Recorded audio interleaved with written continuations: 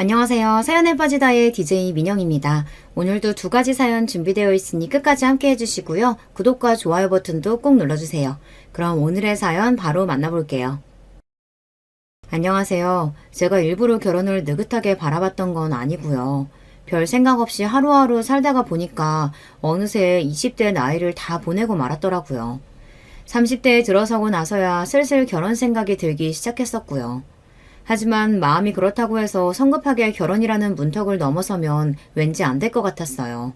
그래서 신중하게 굴었습니다. 어설픈 인연과 인생의 동반자가 되고 싶지는 않았거든요. 저는 제 친정 부모님의 결혼 생활 모습을 통해서 결혼이란 신중해야 하며 상대에 대해서 잘 알고 확신이 있을 때만 결혼을 해야 한다는 생각을 가지게 되었던 사람이에요. 그러니까 마음이 급하다고 해서 굳이 서두르고 싶지는 않았던 거예요. 그러던 제가 함께 있으면 너무나도 즐겁고 시간이 가는 줄 모를 만큼 대화가 잘 통하면서도 편안하고 그래서 미래를 함께 걸어가고 싶은 인연을 드디어 만나게 되었습니다. 3살 연하의 제 남편이었습니다. 남편은 평범한 직장인이었고 그건 저도 마찬가지였습니다. 연애를 하는 동안 남편이 어떤 사람인지는 알게 되었어도 그 집안 배경이 어떤 건지는 잘 몰랐어요. 솔직히 말해서 뭐 그렇게 특별할 게 있을까 싶었고요. 집안이 거기서 거기인 법이라고 막연히 생각했었어요. 제가 봐오고 겪어온 남편이라는 사람이 되게 무난한 사람이라서 그랬나 봐요. 결혼 생각이 잘 통했고 그렇게 결혼하기로 약속을 하고 난 이후부터 펼쳐진 반전 드라마에 제 정신이 어질어질하게 될 줄은 상상도 못했었네요. 절대 안 된다. 내 눈에 흙이 들어가도 절대로 허락 못해. 초장부터 매서운 시어머니의 반대에 부딪혔습니다. 생각지도 못한 난관이었어요. 남편도 설마 이런 반응을 마주할 줄은 몰랐다고 하면서 적잖이 당황해했어요. 왜냐하면 시어머니께서 당신의 아들에게 연애 간섭을 하신 적이 없었기 때문입니다. 너무 나이 먹기 전에만 결혼하라는 그런 정도의 무난한 소리만 아주 가끔씩 하셨다고 그랬어요. 그래서 남편은 시어머니께서 설마 이렇게까지 단호하게 반대를 하실 줄은 예상하지 못했던 거예요. 네가 설마 이렇게까지 수준 떨어지는 여자를 만날 줄 몰랐지? 네? 수준? 엄마, 수준이라뇨. 이 사람이 뭐가 어디고 어때서요? 그걸 굳이 내 입으로 다 이야기를 해야 하니? 이미 하나부터 열까지 수준이 뒤떨어져 있는데 굳이 왜 확인 사살을 받으려고 해? 내 입만 아프고 네 맘만 아프게. 엄마, 진짜 이러실 거예요? 남편은 눈이 뒤집어져서 화를 내기 시작했죠. 제가 여기서 남편을 만류하면 남편의 입장이 우스워질 것 같기도 했고 그렇다고 두둔을 하자니 시어머니께 제대로 밉보이게 될 것 같아서 이러지도 저러지도 못하는 입장이었습니다. 남편이 평소에 자기 가족들과 어떤 관계로 지내왔는지는 솔직히 제가 잘 모르고 있었으나 불효막심한 인물은 아니었을 거라고 확신했기에 저 때문에 모자 사이에 균열이 생길 것 같아서 좌불안석이었고요. 일단 집안부터 탈락이잖아. 이혼 가정 집구석? 나는 절대로 그따위 집구석이랑 사돈 맺을 생각 없으니까 그런 줄 알아라. 어디 결혼할 여자가 없어서 부모가 이혼한 여자하고 결혼을 하겠다 그래? 그건 이 사람의 잘못이 아니잖아요. 오히려 이 사람은 자기 의사와는 전혀 상관없이 이혼 가정이 되는 바람에 피해를 입었다고요. 피해자를 불쌍하게 봐주진 못할 망정 비난을 하면 안 되는 거잖아요. 그래, 네 말이 맞다. 피해자. 부모가 멋대로 이혼해버리는 바람에 손도 못 쓰고 이혼 가정의 자식이 되어버렸으니 피해 입은 건 맞지. 하지만 그렇게 따지면 한도 끝도 없어. 몹쓸 범죄당한 피해자? 너무 안 됐고 불쌍하지. 그 피해 돕기 위해서 모금운동 일어난다면 나는 기꺼이 몇 푼 보태줄 거야. 하지만 그 피해자가 내 자식하고 결혼한다 그러면 그건 반대인 거야. 세상에 얼마나 많은 사람들이 있는데 왜 하필 그런 인물이 내 자식하고 결혼한다고 그래? 그리고 내 자식은 왜 하필 그런 인물하고 결혼을 하려고 하는 걸까? 이런 생각부터 드는 게 어쩔 수 없는 부모 마음이야. 이혼 가정이 요즘 세상에 얼마나 널렸는데 그거 그렇게 이상한 일이라고 생각하지도 않고 큰 흠으로 보지도 않아. 그냥 내 며느리만 그런 경우가 아니면 되는 거야. 알아듣겠니? 하필이면 내 며느리가 굳이 이혼 가정에 자식일 필요는 없다는 거야. 나는 절대 용납 못한다. 가슴에 비수가 날아들어 박히는 것만 같았습니다. 이혼 가정. 네, 저희 친정 부모님이 이혼을 하신 경우였기에 이혼 가정의 자식이 맞았습니다. 두 분이 이혼을 하신 후에 저는 친정엄마와 쭉 살아왔고요. 엄마는 재혼을 안 하셨습니다. 앞으로도 영영 누군가와 다시 부부로 살 생각은 없다고 못을 박아두신 분이었고요. 그래서 저에게는 아버지 자리가 공석이었습니다. 왜냐하면 친정 아버지는 재혼을 하셨기 때문이에요. 새로 가정을 일구셨어요. 당신의 인생에서 엄마라는 여자는 없었던 것처럼 그렇게 여기고 싶어 하셨고요. 그렇기 때문에 저는 아버지가 없는 것이나 마찬가지였으나 그분이 멀쩡히 살아계시기 때문에 아예 안 계신 것은 아닌 그런 입장이었습니다. 그래서 부모님의 이혼 사실을 결혼할 집안에 숨기는 건 어렵다고 생각했었고 이혼 가정이라는 걸 밝히는 게 무슨 대수겠냐 싶기도 했습니다. 설마 이렇게 트집이 잡힐 줄은 몰랐어요. 너무 상처가 되어서 망연자실했고 남편은 하필이면 이혼 가정의 며느리를 맞이하고 싶지 않다는 시어머니의 뜻이 뭔지는 알겠으나 어쨌든 제가 어렸을 때 부모의 이혼을 겪은 불쌍한 피해자이기 때문에 그런 잣대를 들이미는 건 너무 잔인하고 냉정한 거라며 목소리를 높이고 있었습니다. 남편은 당연히 저희 부모님이 이혼하신 걸 진작 알고 있었으니까 이 문제에 있어서 아무렇지 않았기 때문에 시어머니와 맞선 것입니다. 그러나 시어머니께서는 이제 아예 저를 삿대질하시며 남편을 향해 이렇게 말씀하셨어요. 나이가 많은 것도 마음에 안 들어. 나는 네가 너보다 더 나이 많은 여자하고는 결혼 안 했으면 한다. 연상이 웬 말이야, 연상이. 연상이면 뭐가 어때요. 3살밖에 차이 안 나고 지금도 거의 동갑처럼 친구처럼 지내고 있어요. 결혼해서 나이 들어가면 3살 차이는 아예 안 느껴질걸요. 같이 늙어가는 마당에 그 정도 나이 차이가 무슨 대수겠어요. 또박또박 말 잘하는 남편을 바라보며 시어머니께서는 더욱 내 아들 쪽이 아깝다는 기색이 되셨습니다.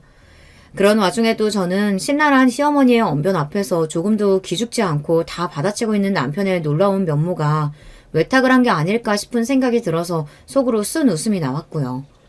이래나 저래나 두 사람은 서로 닮아있는 부모 자식간이었습니다. 그런 두 사람 사이에 저라는 균열이 끼어든 모양새였고요. 생긴 것도 싹 다 마음에 안 들고 이혼 가정인 점도 마음에 안 드는데 그걸 보완할 만한 장점이 하나 없는 게 너무한 거라는 생각이 안 드니? 확 어리다는 장점이라도 들고 오던가. 심지어 연상이라니. 최악이구나. 연상이라서 더 좋은데요. 엄마, 여자가 남자보다 평균 수명도 길다고 하잖아요. 나이 차이가 많은 것도 아닌데 제발 3살 연상 정도는 너그럽게 봐주세요. 네가 완전히 콩깍시다 씨다 못해 정신이 쏙 빠져버렸구나. 내 눈에는 암만 해도 닳고 다른 여자로 보여. 네? 뭐가 어떻다고요? 닳고 달아요? 바로 그때 시어머니의 입에서 충격적인 표현이 나왔고 저는 심장이 멎는 줄 알았습니다. 남편도 믿기지 않는다는 듯이 계속해서 되물었고요. 시어머니께서는 제 쪽을 흘겨보시며 이렇게 말씀하셨어요. 원래 빼어난 미인보다 저렇게 어설프게 생긴 것들이 남자 더 밝히고 거침없고 수다보는 척하면서 남자들 사이에 잘 들어가는 법이야. 여자들의 세계가 그래. 너는 철저히 닳고 다른 손바닥 위에서 놀아나고 있는 거라고. 너 하나 잘 물어서 시집 잘 가서 자기 팔자 펴보라고 혈안된 저 모습이 네 눈에는 정말 안 보이니? 이 엄마만 저 본색을 알아보는 거야? 나이도 많아서 능청스럽고 다 뻔히 알면서 모른 척 굴고. 나는 저런 거 정말이지 별로다. 깨름직해서 너무 별로야. 못난 수준하고는 상종하고 싶지도 않아.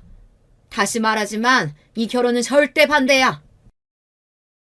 그때 저를 바라보시던 시어머니의 눈빛은 하등하고 열등한 걸 바라보는 듯한 그런 눈빛이었습니다. 참고로 시어머니께서는 한두 번 빼고는 직접적으로 저에게 대화를 걸지 않으셨어요.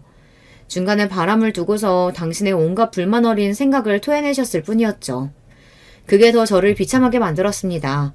상대할 가치도 없다는 듯 혹은 저의 존재가 불쾌하시다는 듯 그렇게 구시는 게 너무나도 잘 보였으니까요.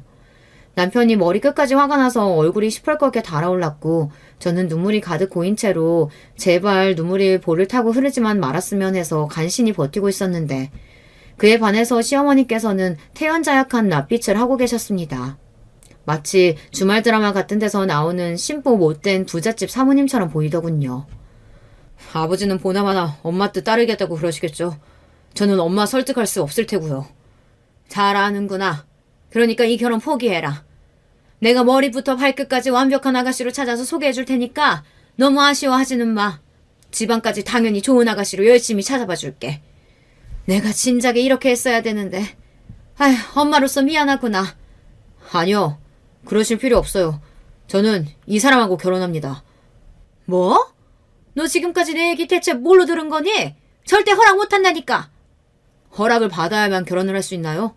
저희는 성인이에요. 그것도 한참 전에 성인이 된 30대 나이고요. 저희끼리 결혼해서 알아서 잘 살겠습니다. 네가 지금 가족하고 연이라도 끊겠다는 거야? 네가 이런다고 해서 내가 마음이 약해질 거라고 생각한다면 그건 착각한 거다. 절대 끝까지 허락 못해. 결혼식도 안 갈 거고 부부로 인정해줄 마음도 없어. 그러시든가 마시든가 마음대로 하세요. 저도 제 마음대로 할 거니까요. 네가 아주 단단히 잘못 털렸구나. 내가 저 하나부터 열까지 전부 다 못난 능구렁이를 보자마자 정체를 알아보고 불쾌했는데 역시 나였어. 제가 지금 이런 결단을 내린 건 이 사람한테 홀려서 그런 것만이 아니고요. 엄마가 너무 저를 부끄럽게 만드셨기 때문이에요. 엄마가 제 엄마라는 사실이 너무 부끄럽고 수치스러워요.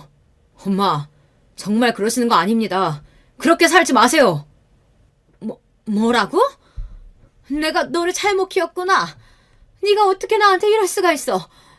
너 당장 잘못했다고 빌지 않으면 정말 끝일 줄 알아. 너 그러면 이제 내 자식 아닌 거야? 너 그러고도 살 수 있어? 살 자신이 있는 거 맞아? 도도하게만 보였던 시어머니의 표정이 무너지는 순간이었습니다. 충격을 많이 받으셨는지 나중에는 아예 절규를 하셨고요. 하지만 남편은 결의에 가득 찬 얼굴을 냉정하게 굳힌 채고 저의 손을 잡고서 시댁을 빠져나왔습니다. 제가 어찌할 바를 모르고 시어머니께 인사라도 드리려고 남편의 손에 끌려가면서도 어떻게든 고갯짓을 하며 인사를 남겼지만 저를 향한 분노의 시선을 받아야만 했습니다. 저에게 오만 가지 무례한 지적을 다 하셨던 건 그만큼 시어머니 당신께서는 당당하고 잘나셨다는 것이겠죠. 시아버지께서는 연세가 좀 많으셨어요. 일만 하시느라 앞만 보고 달리시는 게 너무 바빠서 결혼을 늦게 하신 분이었거든요. 시어머니 쪽이 9살 연하였는데 관리를 워낙 잘하신 것인지 동안이셨습니다. 나이보다 훨씬 젊어 보이셨고요. 진짜로 젊었을 적에는 아주 미인이셨다고 합니다. 제가 나중에 사진을 보니 정말로 그러시더라고요.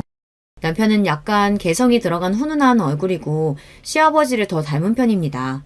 대신 체형이 시어머니 쪽을 닮아 호리호리하고요. 남편에게는 형제가 한 명 있었는데 아주버님은 얼굴이 시어머니를 닮아서 잘생겼습니다. 누가 봐도 미남 얼굴이에요. 체형은 시아버지 쪽을 닮아서 다부진 편이었고요. 아주버님은 이미 그때 장가를 드신 상황이었어서 제가 남편하고 사귀면서 결혼 이야기를 주고받게 된 이후 아주버님이 회사에서 깜짝 승진을 이뤄내신 경사가 있었어요. 그리고 승진과 생일이 겹쳤었거든요. 그래서 제가 남편을 통해서 소소한 선물을 아주버님께 챙겨드린 적이 있었습니다. 기대하지 않았던 승진이라 그렇고 마침 또 생일이라 그렇고 두 가지를 동시에 듣게 되니까 왠지 제가 무시하기가 어려워서 큰 건 아니고 적당한 성의 표시가 될 만한 걸 선물로 드렸거든요. 아주버님이 남편을 통해서 정말 고맙게 잘 받았다고 인사를 전해오셨고요.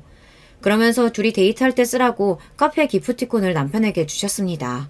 다들 스타벅스 아시죠? 스타벅스 카페에서 쓸 수 있는 3만 원 금액권이었어요. 선물을 그냥 받을 수도 있는 건데 그렇게 보답해 주시니까 너무 감사한 마음이었고 소소한 것이라도 선물을 드리기를 잘했다고 생각했습니다. 하지만 나중에 알고 보니까 이걸 두고도 시어머니께서는 저를 안 이쁘게 보신 모양이었어요. 쥐뿔 아무것도 없는 주제에 나이만 먹고서 능구렁이처럼 군다는 등 제가 남편과 반드시 결혼할 작정으로 고단수처럼 굴면서 아주버님을 미리 포섭한 게 머리가 너무 비상하게 느껴져 시어머니의 입장에서는 징그러웠다고 나중에 이걸 알게 되었고요. 고작 그걸로 제가 아주버님을 포섭했니 어쩌니 했다는 게 제 입장에서는 정말 어처구니가 없을 따름이었어요.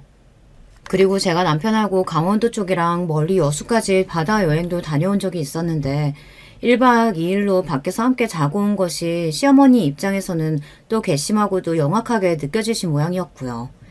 제가 남자를 잘 알아도 너무 잘하는 여자라고 생각을 하게 되셨던 건가 봐요. 그런데 저는 말이죠. 하늘에 맹세코 남편의 집안이 그렇게나 여유로운지 전혀 몰랐습니다. 아주버님께 선물로 보내드렸던 것도 남편과 1박 2일로 놀러 다녀왔을 때도 전혀 상상조차 못하고 있었어요. 이제 본격적으로 양가의 결혼 이야기를 알리고 인사를 드리자고 이렇게 되었을 때부터 그제서야 제가 남편이 어떤 집안에서 나고 자란 인물인지 알게 되었던 것입니다. 시아버지께서 젊으셨을 적 사업을 시작해서 제법 성공 궤도에 올려놓으셨던 분이었고요. 그러느라 결혼도 늦게 하셨죠. 제법 사학가의 면모를 갖추시게 된 다음에는 시어머니 같은 9살 연하의 미인과 결혼을 하실 수 있었습니다. 아들 둘이 태어나고 난 뒤에는 몇 년간 답보 상태에 머물러 있던 사업장에 변화를 꾀하셨고 그때 시아버지께서 정말 큰 성공을 거두셨던 거예요. 그러나 남편이 고등학교에 재학 중일 때 시아버지께서 처음으로 커다란 건강의 문제에 맞닥뜨리셨어요. 그 이후로는 건강에 완전한 회복이 없었고 계속해서 점점 더 안 좋아지기만 했을 뿐이라고 합니다. 몸에 계속 안 좋아지니까 시아버지께서 성격이 많이 예민해지셨고 그러면서 점점 더 돈에 집착하시며 구두쇠 기질을 가지게 되셨다네요. 원래도 버시는 규모에 비해서 검소하게 사시던 편이었고 당신 스스로도 몸이 계속 안 좋고 기분이 들쑥날쑥하게 된 걸 잘 아시니까 대외적인 부분을 점점 더 시어머니께 의지하고 맡기며 지내게 되신 게 바로 시아버지였습니다. 희한하게 아들 둘이 둘 다 성격이 독립적이었고요. 아주버님도 그러했지만 특히나 남편이 워낙 자유분방한 성격이었어요. 어디에 구애받거나 얽매이는 것을 어렸을 때부터 싫어했다고 합니다. 대학교 재학 시절에는 독단적으로 휴학을 결정하고서 그 휴학 기간에 혼자 외국 여행도 다녀왔을 정도였고요. 아무리 시아버지께서 나이가 드실수록 지독한 구두쇠의 면모가 강해졌다고 한들 어쨌든 남편은 잘 사는 집안에서 유복한 환경을 누리고 태어나 자란 입장이잖아요. 그런데도 잘난 척은 하는 게 전혀 없었어요. 남의 시선을 크게 신경 쓰지 않았습니다. 남편은 기본적으로 돈은 있다가도 없는 것이라고 생각하며 사는 사람이기도 했어요. 이런 면에서 저와 잘 맞았고요. 그래서 제가 남편이 설마 부잣집 자식이라고 생각을 못했던 것입니다. 남편은 보여지는 것을 중시하는 시어머니와 성향이 딴판이었어요. 정반대죠. 시어머니께서는 남의 시선이나 평판 등을 엄청나게 신경 쓰시는 분이었고요. 지난 여름까지 잘 입었던 내 아끼는 원피스가 올해 왜 이렇게 몸에 너무 딱 맞는 것 같지?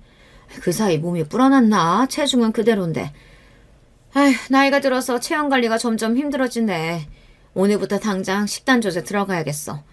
나이 먹어서 이제 예전만 못하다는 그따위 소리 내가 들을 수야 없지. 사람들이 그럼 나를 뭘로 보겠어? 시어머니께서는 나이가 들면 떨어지는 소화력에 맞춰서 식단까지 전문가한테 따로 받아다가 드시는 분이었어요. 관리가 철저하셨는데 그 기저에는 당신 스스로를 위하는 마음이기보단 남들이 당신을 어떻게 생각하고 쳐다볼까 그런 계산이 들어있었습니다. 잘난 능력을 지닌 남자의 옆에는 외모가 뒷받침되는 여자가 자리해야 어울리는 한 쌍의 그림이라고 그렇게 생각하시는 편협한 사고방식의 주인공이시기도 했고요. 이런 분이었으니 제가 성에 차실 리가 없었던 것입니다.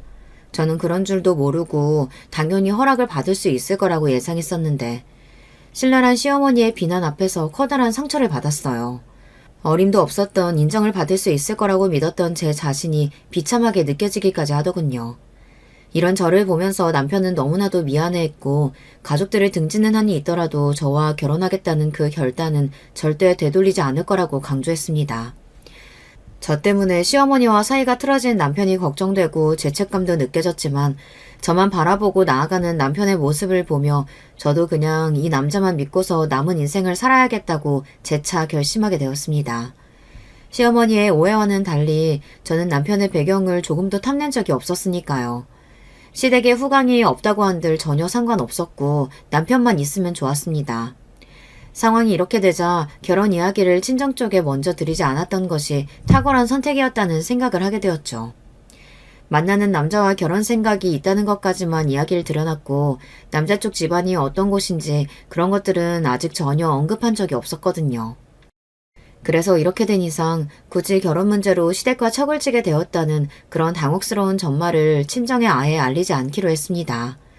멀쩡히 살아계신 시부모님을 두고 안 계시다고 할 수도 없는 노릇이니 사정이 있어서 결혼 문제에 일절 관여 못하시는 것으로 그렇게 남편과 상의 끝에 말을 맞추기로 하였어요. 시부모님이 오래전부터 별거에 들어가셨고 자식들과도 거의 안 보고 각자 알아서 살고 있고 이런 식으로 이야기를 대략 만들었고요. 거짓을 너무 정성스레 꾸밀 필요까지는 없었습니다. 왜냐면 친정이라고 해봤자 주요한 존재는 엄마뿐이었기 때문입니다. 게다가 저희 엄마의 상태는 온전하다고 보기 어려웠죠. 엄마 건강이 별로 안 좋았는데 처음에는 정신적인 부분에서 어려움을 겪으시다가 점차 나이가 드시면서 몸도 같이 안 좋아지기 시작하셨어요. 제가 초등학교 때부터 이미 친정 부모님은 사이가 안 좋으셨는데요. 아버지가 가정적인 것과는 거리가 먼 분이셨어요. 여러 가지로 엄마의 속을 썩이신 분이죠. 술버릇도 고약하셨고요. 다혈질도 심하셔서 수틀리면 무섭게 소리를 지르며 집안의 온갖 물건을 다 집어던지셨고 엄마를 때리기까지 하셨습니다. 그런데 근거리에 친가가 있었던 거예요. 엄마는 결혼을 하신 직후부터 온갖 시집살이란 시집살이는 다 겪으며 사셨습니다.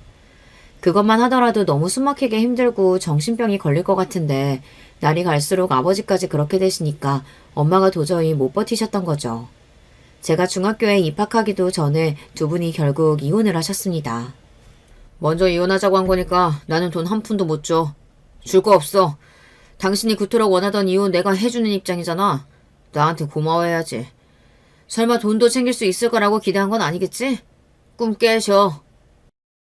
저는 인정머리라고는 하나도 찾아볼 수 없는 아버지의 모습에 어린 나이였지만 치가 떨렸습니다. 당연히 아버지와의 정답고 즐거운 추억도 거의 없었고요. 그래서 저는 두 분이 이혼을 하시게 되었을 때 두 번 생각하지 않고 엄마 쪽을 택했습니다. 아버지라는 선택지가 있다는 생각조차 안 들었던 저였습니다. 그러나 똑같은 상황을 겪고 동일한 환경에서 자라왔지만 다른 선택을 하는 경우가 있더라고요. 저에게는 친정 언니가 한 명 있었습니다. 당시엔 중학생이었고요. 저는 무조건 언니도 저처럼 엄마를 택할 줄 믿고 의심치 않고 있다가 뒤통수를 맞았습니다. 나는 아버지하고 살 거야. 너는 엄마 따라가서 살아. 뭐? 언니, 그게 진심이야? 분명 언니도 나랑 같이 엄마 따라갈 거라고 그랬잖아. 근데 어떻게 이럴 수가 있어? 아버지 따라가면 좋을 게 없을 텐데. 좋을 게 없기는. 야, 친가는 잘 사는 편이잖아. 돈 걱정은 없어. 나는 대학 욕심도 있고 그러려면 학원이든 독서실이든 집에서 지원을 잘 받아야 돼. 돈 걱정이 없어야 애초에 여유 가지고 공부도 더 잘 되지 않겠어? 대학 다니는 것도 전부 다 돈인데. 엄마 따라가면 분명히 나는 뻔할 뻔자로 대학 등록금부터 없어서 허덕이게 될 거야. 그것만은 사양이야. 언니, 돈 때문에 그런 선택을 한다고? 정말 너무해. 엄마가 실망하실 거야. 언니는 엄마가 불쌍하지도 않아? 하나부터 열까지 다 아버지 잘못인데 어떻게 엄마를 버리고 아버지를 선택해? 언니는 앞으로 엄마 못 만나도 상관없어? 야, 나도 내 인생 살아야지. 현실적으로 생각해야 현실을 잘 사지 않겠어? 엄마가 불쌍하고 안 된 건 나도 알아. 그치만 엄마 점점 더 제정신 아니야. 같이 있으면 너무 피곤해. 나는 그런 거 감당하기 싫어서라도 엄마하고 못 살아. 어차피 고등학교에 올라가면 학교에 하루 종일 있느라 집에서는 잠만 잘 테고 내가 아버지하고 부딪힐 일이 뭐가 있겠어. 그러니까 나는 아버지하고 살래. 돈이 최고야. 야욕으로 불타오르는 언니의 눈빛을 보며 저는 무섭다는 생각이 들었어요. 친자매이고 얼굴도 닮았지만 서로의 사고방식이 많이 다르다는 점도 느꼈습니다. 언니와 다르게 저는 엄마가 불쌍해서라도 그 곁을 떠날 수가 없다는 마음이었거든요. 그렇게 아버지와 언니, 엄마와 저 이렇게 졸로 찢어지게 되었습니다. 이사를 간 지역은 외가와 가까웠고 엄마와 저는 새로운 일상을 시작했습니다. 참고로 외가는 형편이 많이 가난했습니다. 외할머니께서는 암으로 돌아가신 뒤였으며 외할아버지께서도 건강이 안 좋아 하루에 드시는 약만 수십 알이었어요. 경제적으로 기대하는 건 말도 안 되었고 역으로 도움을 드려야 하는 판국이었네요. 이혼하시면서 엄마는 슬프게도 돈을 가져오신 게 없었어요. 그래서 저희 모녀는 쪼들리며 살아야 했습니다. 정없고 이기적이었던 아버지와 만날 일은 없었습니다. 먼저 연락 한 번 오지 않았고 저희 쪽에서 연락할 길이 없었죠. 언니가 꽤 좋은 대학교에 합격했을 때 그때 처음으로 연락을 받았을 뿐입니다. 언니가 직접 소식을 전해왔어요. 그리고 제가 대학생이 될 무렵 아버지가 재혼을 하셨고요. 배우자와 사별을 겪은 부잣집 아주머니와 재혼을 하신 뒤로는 모르기는 몰라도 그 이전보다 엄마의 존재를 더 열심히 지우며 아버지는 그렇게 살려고 하시는 것 같다는 느낌을 받았습니다. 결혼 생활 속에서 너무나 큰 고통을 받으셨던 엄마는 그 후유증 때문인지 정신적으로 많이 나약해지셨어요. 나이를 드시면서 여기저기 몸도 안 좋아지고 있었고요. 엄마에게 큰 도움이 못 되어드리는 딸이라서 저는 늘 죄송스러웠습니다. 원래 구제불능이었던 아버지는 그렇다 치고 매정하게 연락 없이 사는 언니가 원망스럽기도 했습니다. 그러던 언니가 나이가 들면서 생각이 좀 바뀐 것인지 제가 전문대를 졸업하던 시기에 연락을 해오더니 먼저 밥도 사주고 제법 살겁게 굴더라고요. 핏줄은 속일 수 없다더니 어딘가 저와 비슷한 분위기를 지닌 언니의 외모를 보며 저는 착잡했어요. 그리고 그간의 원망이 점차 사르르 녹아갔습니다. 언니는 엄마에게 죄송하다고 했어요. 그러나 이미 시간이 많이 흘러버려 엄마를 대하는 게 어색하고 낯설어서 어떻게 해야 할지 모르겠다고 하였죠. 만약에 엄마가 언니와 잘 지내고 싶어 하신다면 모를까, 쇠약해지신 엄마는 과거의 일이라면 전부 지긋지긋해 하셨고 언니를 썩 그렇게 애틋하게 여기진 않으셨습니다. 어쨌든 아버지를 선택했던 언니였으니까요. 그리고 여전히 계산기를 철저하게 두드리며 사는 언니였으니까요. 엄마도 그걸 아셨기 때문에 언니에게 자주 교류하며 지내자는 뜻을 못 전하셨던 것이에요. 대신 자식들끼리라도 잘 지내기를 원하셨고, 그래서 저는 언니와 종종 연락하면서 살았습니다. 언니가 결혼하게 됐을 때도 형부와 따로 셋이 만나서 밥을 먹으면서 이런저런 대화를 오래 나누었어요. 언니가 결혼하게 된 상대를 보고 저는 내색은 안 했지만 언니가 기어이 해냈구나라는 생각을 강하게 하고 있었어요. 왜냐하면 형부가 무려 의사였기 때문입니다. 세상에 다른 직업도 아니고 의사하고 결혼을 하다니 언니가 대단한 것 같더라고요. 듣자 하니 형부네 집안이 경제적으로 많이 넉넉하지 않았기 때문에 의사가 탄생한 걸 가문의 영광으로 여기며 두고두고 기뻐하는 것 같았어요. 집안의 과거에 이모저모가 어떻게 있었든 간에 언니는 부잣집 딸이었습니다. 의사라는 개천용을 배출해낸 집안에서 흡족해할 만한 인물이었던 거예요. 언니는 일찍이 야욕이 넘쳤고 의사 정도는 돼야 결혼감으로 크게 만족을 할 테였죠. 그런데 저는 형부가 의사가 아니었어도 언니랑 잘 맞았을 거라는 인상을 받았어요. 왠지 모르게 두 사람이 성격 같은 게 좀 비슷해 보였거든요. 제가 형부를 잘 아는 건 아니지만 언니처럼 야욕이 기본적으로 넘치는 사람인 것 같다는 느낌을 받았습니다. 저는 아버지와 직접적인 교류가 없이 지냈고 언니를 중간에 두고서 소식만 전해 들었어요. 아버지와 재혼하신 언니의 계모와는 아무런 접점도 없었고요. 그분이 먼저 저를 만나고 싶어 하시면 모를까. 근데 그럴 일이 없었습니다. 언니만 저와 계속 교류를 이어갔고 형부는 그런 언니를 두고 좋은 자세를 취한 거라고 했습니다. 나이 들고 늙으면 피를 나는 형제가 최고라더라. 인생 어떻게 될지 모르니까 집안일은 복잡하게 돌아갔지만 두 사람 자매끼리는 잘 지내야지. 그리고 언니가 돼서 부족한 동생 외면하지 않고 챙기는 모습 나는 너무 보기 좋더라. 그런데 형부는 저를 한없이 부족한 동생이라고 봤습니다. 혹은 불쌍한 동생이라고 보는 것도 같았죠. 부모 선택을 멍청하게 잘못해서 어렵게 살다가 전문대 간신히 나와서 어설픈 직장만 다니다가 그래도 성실하기는 해서 괜찮은 이직을 해내고 기특하게 먹고 사는 그런 짠한 동생이요. 제가 형부를 자주 볼 일도 없었지만 저를 볼 때마다 형부가 자꾸만 자기 지인을 저에게 결혼 상대로 소개시켜주겠다고 운을 띄웠는데 저는 매번 거절했습니다. 불편했고요. 형부가 진심으로 그러는 것 같지가 않았어요. 자기 지인 정도 되는 남자를 제가 어떻게 만날 수 있겠냐고 하며 거들먹거리기 위한 수단으로 저에게 괜히 그런 소리를 꺼내는 것 같다는 느낌을 받았습니다. 그래서 저는 더욱 신중하게 굴다가 결국 제 남편을 만났던 것이고요. 저희 부부는 상해 끝에 결혼식을 안 올리고 신혼여행이나 길게 일주일 동안 다니면서 실컷 놀고 사진 찍고 외국의 작은 성당을 배경으로 저희만의 작은 결혼식을 올리며 추억을 만들었답니다. 줄곧 우울해하시던 엄마도 저희 부부가 신혼여행에서 찍어온 사진을 앨범으로 만들어다 보여드리고 찍어온 영상을 틀어드리니까 엄청 좋아하셨어요. 몇 날 며칠을 계속 보셨답니다. 두 사람 너무 보기 좋다. 웃는 모습들이 다 진심이네. 서로 인연 잘 만났구나. 권서방, 우리 딸 앞으로 잘 부탁하네. 우리 사이가 벌써부터 정말 든든하고 듬직하다. 전에 없이 밝게 웃으시는 엄마의 모습에 저뿐만 아니라 남편도 울컥했고 앞으로 자기가 최고로 잘하는 사이가 되겠다고 그랬습니다. 그리고 남편은 엄마 앞에서 한 그 약속을 지켰어요. 있는 줄도 몰랐던 복지 프로그램을 남편이 알아봐서 신청하더니 엄마가 그걸 들으시도록 만들었죠.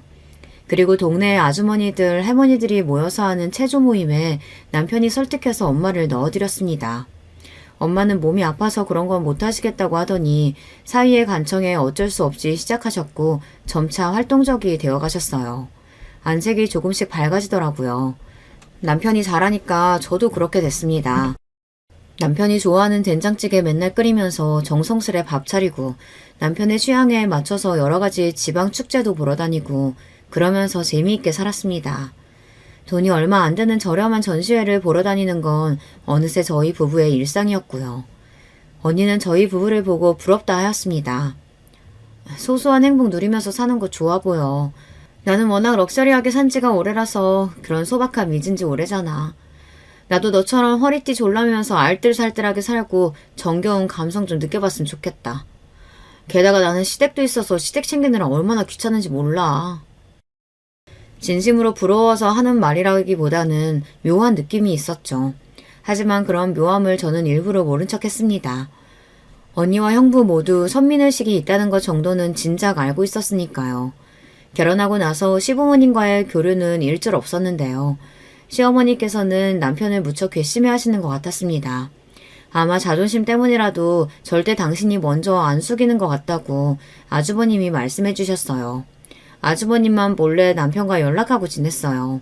사실 그걸 시부모님도 아시는 눈치였으나 굳이 아주버님이 그 이야기를 안 꺼내고 지내셨어요. 서로가 알고 있었으나 덮어두고 그냥 그렇게 시댁 식구들이 지내고 있었던 것입니다.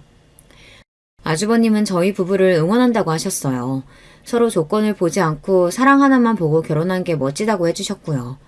참고로 아주버님이 시아버지의 뒤를 이어 사업을 이어가고 계셨답니다. 남편은 책임감 있는 자기 형 덕분에 자기는 자유로이 살 수 있는 것 같다고 무척 고마워했어요. 그렇게 지내던 어느 날 집에 좋은 술이 들어왔다면서 언니가 저를 초대했습니다. 남편하고 같이 가겠다고 했는데 당일에 갑자기 야근이 생겨서 저만 갔고요.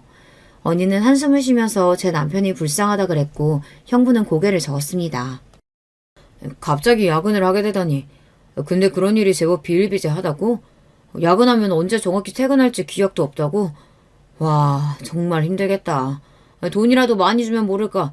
야근해봤자 결국 얼마 못 버는 거잖아. 맞지? 회사 일이 처리할 게 많으니까 야근을 뺄 수는 없죠. 열심히 하는 만큼 돈은 벌리긴 하는데요. 의사인 형부 앞에서 많이 번다고 하긴 좀 민망하죠. 저는 그냥 그렇게 대충 수습했고 술자리가 이어졌습니다. 사실 저는 저녁 식사를 하면서 술을 곁들이는 차원일 거라고 생각했었는데 술이 조된 요소였더라고요. 특히나 형부가 그 술이 입맛에 맞는 건지 엄청 달리기 시작했어요. 옆에서 언니가 핀잔을 줘도 듣지 않았고요.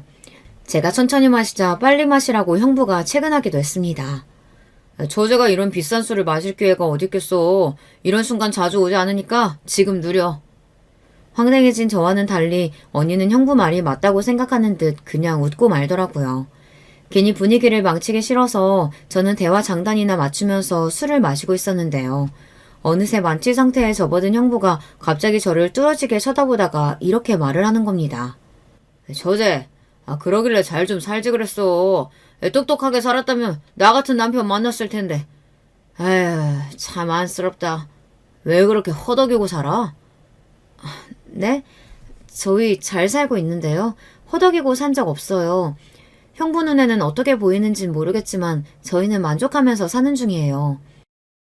만족? 하긴 후진국 애들이 행복 지수는 높다고 하더라. 잘난 세상을 뭘 알아야 가난이 불행하다는 걸 알 텐데. 아예 모르니까. 고되게 야근하면서 살아봤자 얼마나 벌겠나 싶다. 한 달에 200은 벌어? 남자 망신 다 시키는 새끼. 저제, 한 달에 200 버는 남자랑 살면서 만족한다는 게 대단하다. 불쌍하다고 하면 너무 비참하니까 이제 내가 불쌍하다는 소리 대신 존경스럽다고 해줄게. 존경한다 정말. 형부가 낄낄대면서 말을 하다가 스스로 너무 웃겼는지 아예 식탁을 손으로 두드리면서 박장대소를 하기 시작했습니다. 그러는 동안에 저는 기분이 싸하게 가라앉고 있었죠. 오르던 취기가 싹 가시는 느낌이었어요. 찬물 세례를 맞은 것만 같았습니다. 지금 뭐라고 하셨어요? 저를 비웃으시는 건 100번 양보해서 참을 수 있어요. 그런데 제 남편을 비웃으시다뇨. 이 자리에 있지도 않은 사람을 조롱하는 건 너무 비겁하잖아요. 아이, 화가 나셨어요? 그러길래 잘 좀 살지 그랬어. 결혼도 잘 좀 하지 그랬냐고. 제가 정색을 했는데도 만취한 형부는 정신을 못 차리고 연신 낄낄대면서 저에게 삿다지를 날렸습니다.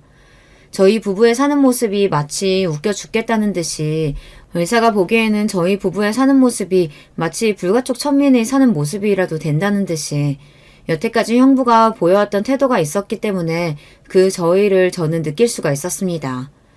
제가 애써 일부러 모른 척 해왔던 그 저희 말입니다. 지금 이건 너무한 거 아니냐고 떨리는 목소리로 언니한테 물었더니 하나도 안 심각한 표정을 지으며 그저 난감하단 말투를 내더군요. 많이 취했나 봐. 네가 이해해줘. 그리고 네 형부가 그런 삶을 몰라서 그래. 모르긴 뭘 모르나요. 형부는 원래 부자도 아니었으면서 기가 막히죠. 그런 삶이라니? 너도 알잖아. 내가 무슨 이야기 하는 건지. 우리는 아무래도 사는 수준이 다르다 보니까. 정말 어이가 없었습니다. 아예 말이 안 통하겠더라고요. 너무 화가 나서 당장 자리를 박차고 나왔습니다. 두 사람 다 저를 잡는 신용도 안 하면서 술 깨고 나면 화 풀나는 소리나 했다는 게 정말 대단한 것 같아요. 술 깨고 나면 정신 차려야 하는 건 두 사람 같은데 말이죠. 집에 왔더니 남편이 마침 씻고 나오는 참이었습니다. 저보고 잘 놀다 왔냐면서 해맑게 묻는 남편의 얼굴을 보자마자 속상해서 죽을 것 같아졌어요. 그래서 피곤한 남편을 붙잡고 별별 소리를 다 해버리고 말았습니다. 언니네서 무슨 일을 겪었는지, 형부가 무슨 소리를 했는지, 그리고 여태까지 느껴왔던 미묘한 것들을 다 이야기했어요. 당신이 나 때문에 그런 취급 당한 게 그 어떤 것보다도 속상해. 당신한테 미안해 죽겠어. 나 이제 그냥 언니랑 형부 둘 다 안 보고 살까봐. 그리고 남편은 속상해하는 저를 되려 달래주었고 표정은 내내 침착하게 가라앉아 있었습니다. 자기 전에 남편이 저한테 자기도 생각이 있다고 그러더군요. 그냥 넘어가지 않을 거라고 했습니다. 저는 남편이 어떻게 행동하든 따르겠다고 했어요. 이튿날 생각지도 못한 일이 벌어졌습니다. 형부가 일하는 병원 앞에 도착한 고급 세단 차량이 있었죠. 기사가 뒷문을 열어주었고 그 안에서 내린 사람은 아주버님이었습니다. 아주버님은 건너 지인을 한번 통해 병원장과 인맥이 있는 분이었어요. 당장의 아주버님 앞으로 형부가 소환이 되었습니다. 이렇게 군우게 유치하더라도 별 수 없어. 내가 참을 수가 있어야지. 당신 뭐야? 당신이 뭔데 내 하나뿐인 동생을 무시해? 의사 나부랭이 주제. 죄송합니다. 정말 몰랐습니다. 모르고 그랬습니다. 그리고 착한 재수씨는 왜 못살게 건드려? 정말 죄송합니다. 앞으로 절대 안 그러겠습니다. 제가 잘 모르고서 실수를 했습니다. 자신이 의사라는 사실에 자부심이 하늘을 찔렀던 형부는 기세가 드높은 아주버님 앞에서 단번에 나부랭이 취급을 받고 깨갱 꼬리부터 말았습니다. 형부가 병원 사람들이 보는 앞에서 개망신을 당하고 식은땀을 흘리고 있을 무렵 저는 언니를 만나고 있었습니다. 연차를 쓰고 쉬는 날이었기에 아무래도 언니와 제대로 대화를 나눠보고 단판을 지을 생각이었거든요. 결의에 찬 표정으로 방문한 저와는 달리 언니는 여유로운 표정이었고 늘 그렇듯 일부러 꾸며내는 우아하고 여유로운 기색을 두고 있었습니다. 저에게 차 한 잔 마시겠냐면서 숙취에 좋은 따뜻한 차를 골라보겠다며 언니가 떠들고 있던 바로 그때였습니다. 예고에 없던 방문객이 찾아온 겁니다. 집에서 출발하기 전 남편에게서 연락을 받고 저는 이 상황을 예상하고 있었기는 했지만 설마 현실로 이뤄질 줄은 확신하지 못했었기에 떨리는 마음으로 문을 열어주었습니다. 야, 너 지금 뭐 하는 거야? 누군 줄 알고 문을 열어줘. 여기가 니네 집도 아닌데. 그치만 이분은 남이 아닐걸? 제가 웃으면서 옆으로 물러났고 늘씬한 몸매가 아니면 소화할 수 없는 명품 원피스를 차려입고 마찬가지로 명품인 티가 나는 손가방을 팔에 걸고서 가짜는 흉내낼 수 없는 고상한 기운을 한껏 두른 그런 분이 안으로 들어섰습니다. 그러자마자 집안을 빠르게 눈으로 훑고 이렇게 말씀하셨죠. 뭐야? 이 돼지우리는. 연예인을 넘어서 흡사 귀족 같은 카리스마를 풍기고 계셨던 그분은 바로 제 시어머니셨습니다. 어머님 오셨어요? 이쪽이 제 친정언니예요. 언니, 이분이 내 시어머니. 뭐? 시어머니라니 그게 무슨 소리야? 네가 시댁이 어딨어? 그게 사연이 좀 있었는데 제가 얼버무리며 시어머니 쪽을 쳐다봤습니다. 시어머니께서는 어느새 천천히 집안을 걸으시며 불쾌하다는 눈빛을 하고 계셨어요. 지나치게 부자인 시댁은 부담스럽다고 우리 며느리가 지레 겁먹고 도망갔지 뭔가요. 우리 아들은 괘씸하게 부모보다 자기 아내가 최고라고 하면서 우리 며느리 따라 나갔고요. 우리 며느리가 제발 마음을 열어주기만을 기다려왔는데 이제서야 며느리의 도리를 하고 살고 싶다며 연락 왔길래 내가 이렇게 여기로 달려온 거예요. 시어머니께서는 연신 못마땅한 눈길로 집안을 훑어보며 언니를 향해 말씀하셨습니다. 언니는 완전히 넋이 나가 있었고요. 부잣집 시댁이라니 왜 여태 이런 얘기 안 한 거야? 내가 언니한테 굳이 다 이야기할 필요는 없잖아. 그리고 언니 자존심에 금 갈까봐 그랬어. 형편 좀 좋은 새엄마 생겼다고 기세등등하고 의사 남편 생겼다고 세상을 다 가진 것처럼 굴고 그러면서 나를 낮잡아봤지. 내가 그런 언니를 다 봐왔는데 어떻게 내가 비교 불가로 대단한 시댁을 두고 있다고 말을 할 수가 있었겠어. 언니가 자존심에 상처 입고 쓰러질까봐 말 못했어. 근데 내가 어제는 술을 좀 많이 마셨잖아. 그러면서 평소에 안 하던 쪽으로 생각을 좀 하게 되더라고. 제가 한마디 한마디 뱉을 때마다 언니는 쓰러질 듯 휘청거렸습니다. 시어머니께서는 눈살이 찌푸리며 부엌을 쳐다보고 계셨죠. 아휴, 식기 좀 봐. 싸구려 천지네. 그렇게 중얼거리신 시어머니께서는 이런 수준 낮은 집에 더 있고 싶지 않다며 저에게 이만 가자고 하셨고 저는 공손하게 수긍을 해드렸습니다. 마지막으로 시어머니께서는 이미 완패를 당한 언니를 째려보며 쐐기까지 박으셨고요. 아, 저런. 형보다 나은 아우 없다는 건 남자 형제한테만 해당인가? 여기는 언니가 영 못하네. 너무 뒤처져, 동생에 비해. 혀를 끌끌 차시며 등을 돌리신 시어머니의 태도는 무례 그 자체였죠. 하지만 먼저 무례를 범했던 게 언니와 형부 쪽이었으니 억울하다는 소리는 차마 안 나왔을 겁니다. 저는 언니에게 입모양으로 미안하다는 인사를 남기고 나왔는데요. 그런 저를 망연자실하게 보다가 거실 바닥에 털썩 주저앉는 언니였습니다. 언니네 집을 나선 뒤 저는 어색하게 시어머니 뒤를 따라 걸었습니다. 감사합니다. 그간 잘 지내셨죠? 용기 내서 여쭤봤는데 시어머니께서 동문서답을 하시더군요. 내가 미안했다. 네? 전에는 내가 심했다. 인정하고 사과하마. 그러더니 주차돼 있던 차의 뒷좌석에 우아하게 올라타시고는 그대로 먼저 가버리셨습니다.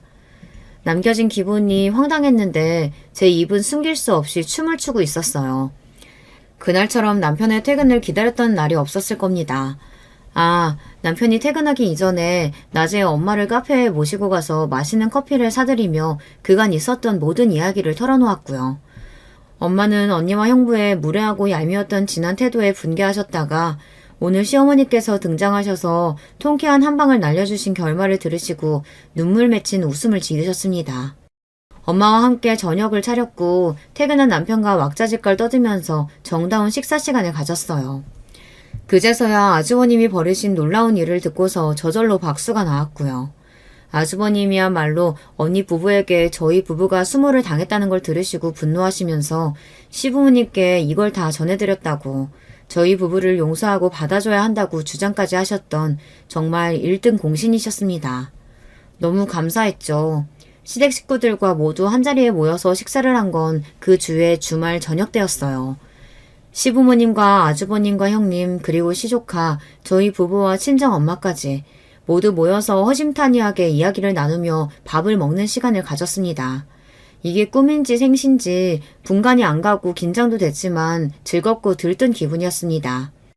결국 시부모님께서는 진심으로 남편을 미워하거나 원망할 수 없었던 자식이 못 이기는 부모셨다는 걸 그 자리에서 저는 느낄 수 있었네요. 지난 일은 다 잊고 앞으로 저는 시댁에 잘하는 며느리가 되어야겠다는 다짐이 들었답니다. 제가 시어머니의 눈높이를 절대 맞출 수는 없겠지만 시작이 반이라고 하니까요. 온통 설렌 기분이었네요. 아, 그리고 언니하고 형부 말인데요. 당연히 납작 엎드렸고요. 저희 부부의 눈치를 보느라 함부로 말 한마디 먼저 못 꺼냈습니다. 내가 그동안 두 사람하고 워낙 친하게 지내고 싶은 마음에 친근하게 굴려고 하다 보니까 의욕이 너무 앞서서 실수를 많이 했던 것 같아. 정말 미안해. 형부가 식은땀을 삐질삐질 흘리면서 자존심 다 젖고 저희 부부 앞에서 누나를 조심스레 굴리던 그 모습은 앞으로 영원히 안 잊혀질 것 같네요. 그날은 저희 부부가 새로 마련한 보금자리에 언니 부부가 집들이 겸 인사를 왔던 날이었어요. 아무리 그래도 이사를 했는데 아예 연락을 안 하는 건 좀 아닌 것 같아서 자랑도 할 겸 초대를 한 건데요. 언니는 집을 둘러보더니 계속 얼이 빠진 상태였고요. 형부는 망연자실해 하다가 조심스레 입을 열었던 것입니다. 그 후로도 자꾸만 미안하다고 앞으로 잘해보자고 그랬는데 저희 부부의 반응은 시큰둥하기만 했죠. 갈 때 보니까 언니는 눈물을 찔끔 흘리는 것 같았습니다. 에휴, 그러길래 길고 짧은 건 대봐야 하는 게 인생인데 왜 그렇게 섣불리 두 사람 다 치사하게 굴었던 걸까요? 그 덕분에 앞으로 절대 자만하지 말고 겸손하게 살아야겠다는 교훈을 저는 얻었답니다. 안녕하세요. 저는 유튜브 들어갈 때마다 어떤 사연이 새로 올라왔나 꼭 확인하고 들어보는 사람이에요. 특히나 운전할 때 틀어놓으면 좋더라고요. 차에서 안 틀어놓아 보신 분이라면 한번 해보시기를 제가 추천드릴게요. 학창 시절에 저는 독서하는 것도 좋아하고 애청하는 라디오 프로그램도 늘 2개 정도는 갖추고 있던 아이였죠. 감수성 짙은 학생이었어요. 그러니까 다 큰 어른이 된 지금도 사연에 빠지다 채널 같은 걸 찾아 듣는 거겠지만요. 책에서 접하는 지혜에 따르면 확실히 나이가 든 어른일수록 세상을 많이 알고 성숙했습니다. 하지만 제가 직접 겪은 세상은 꼭 그렇지만도 않았어요. 친정 부모님께서는 다 큰 어른이 되어 서로를 만나셨고 자식도 보신 분들이었지만 서툰 부분도 많으셨고 실수와 잘못을 저지르셨으니까요. 그리고 가장 그런 생각에 확신을 심어주는 존재가 바로 제 예비 시아버지셨습니다. 편의상 예비 시부라고 칭할게요. 예비 시부께서는 사람의 성숙도가 나이에 달려있지 않음을 저로 하여금 깨닫게 해주신 분이셨습니다. 처음 뵈었던 날 넉살 좋게 금세 저를 향해 말씀을 놔주셨는데요. 그 호탕하고 친근하신 모습까지는 좋았습니다. 그런데 저를 어이라고 부르시는 건 좀 아니다 싶었네요. 어이, 올해 창선이를 만나면서 뭐가 가장 좋았어? 창선이 이놈이 자기 형제 중에서 나를 가장 많이 닮은 특별한 놈이라 아주 여러모로 싫어해. 네? 저는 그냥 창선 오빠의 모든 부분이 다 마음에 들었어요. 그러니까 결혼하기로 했죠. 어이, 그런 대답은 필요 없어. 사람이 늘 확실하게 입장 표명을 하면서 살아야 하는 거야. 우리 창선이 놈이 어디가 가장 대단하고 실했는지 그걸 딱 말하란 말이야. 어이, 알겠어? 아버님, 정말 죄송한데 한 가지 여쭤봐도 될까요? 지금 어이라고 하시는 게 그냥 추임새인가요? 아니면 저를 부르시는 방식인가요? 어이, 대답은 뭉뚱그려 하면서 이런 건 또 대단하게 구체적이네? 어이, 그런 것까지는 몰라도 돼. 내가 어이라고 부르든 말든 그건 괴념치 말고 나와 커뮤니티를 하면 되는 거야. 커뮤니티요? 아버님, 혹시 커뮤니케이션을 말씀하고 싶으셨던 건가요? 그냥 대충 알아들을 것이지 왜 집요하게 굴어서 나를 망신을 주려고 들어? 하지만 나에게는 어림도 없어. 나 김호철이는 그런 것에 굴하지 않아. 어이, 내가 바로 남자답기로는 나우나를 2수, 3수 아래로 꺾은 남자야. 네. 저를 어이라고 부르시는 거였군요. 이제 알겠네요. 저에게 질문하신 것에 확신한 답을 드리자면 창선 오빠는 자기 개발하겠답시고 퇴근 후에 영어 공부를 따로 하는 모습이 가장 실합니다. 어이, 너무 이상한 걸 보면서 실하다고 느끼는 거 아니야? 남자라면 그런 것에서 실하면 안 되는데. 둘의 궁합이 잘 맞을지 어떨지 내가 벌써 걱정이 드는구만. 솔직히 말해서 약간 식은땀이 났어요. 저는 그때까지는 제가 별로 당황을 안 하는 스타일이라고 생각했었습니다. 친정 부모님의 이모저모를 보고 자라서 그런 건지 어떤 건지 뭔가 독특한 상황의 흐름에 있어서는 대강 면역이 있었거든요. 그런데 예비 시부께서는 제가 살면서 봐온 그 어떤 유형보다도 모든 면에서 독보적이셨습니다. 예비 며느리의 면접 앞에서 당신의 아들이 실하다더니 어쩌느니 이거 암만 생각해도 좀 조심스러워해야 하는 영역의 이야기 아닌가요? 만약 예비 시모께서 저에게 이런 말씀을 하셨다 해도 제가 당혹스러웠을 텐데 하물며 성별이 다른 예비 시부의 입을 통해서였습니다. 저는 제가 겪은 상황이 진짜인지 의심까지 될 지경이었죠. 그런데 문득 예비 시모의 안색을 살펴보게 되었고 예비 시댁 식구들은 다 이런 상황에 질릴 대로 질려 있다는 걸 알 수 있었습니다. 멀찍이 떨어져 부엌에 계셨던 예비 시모께서 저에게 입모양으로 말씀을 전하시더라고요. 큼지막한 입모양을 통해서 저는 그걸 알아들을 수 있었어요. 그냥 무시하는 게 가장 빨라요. 별로 들을 필요도 없어요. 저는 당황한 상태에서도 착실하게 고개를 끄덕여 드렸죠. 그 다음부터는 예비 시부께서 회개한 말씀을 늘어놓으셔도 귀담아 듣지 않고 한 귀로 슬슬 흘러버리면서 고개만 열심히 끄덕였습니다. 그랬더니 대화가 금세 끝나더라고요. 저는 몇 분 더 이 자리가 이어질 줄 알았기 때문에 기뻤습니다.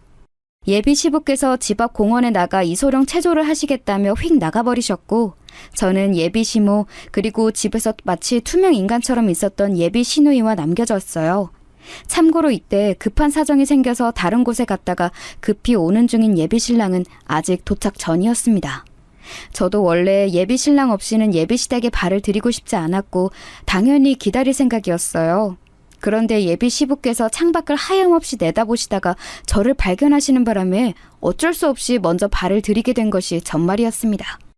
그리고는 다짜고짜 1:1 면담을 하시겠다는 예비 시부께 이끌려서 거실에서 독대를 하였던 것이고요.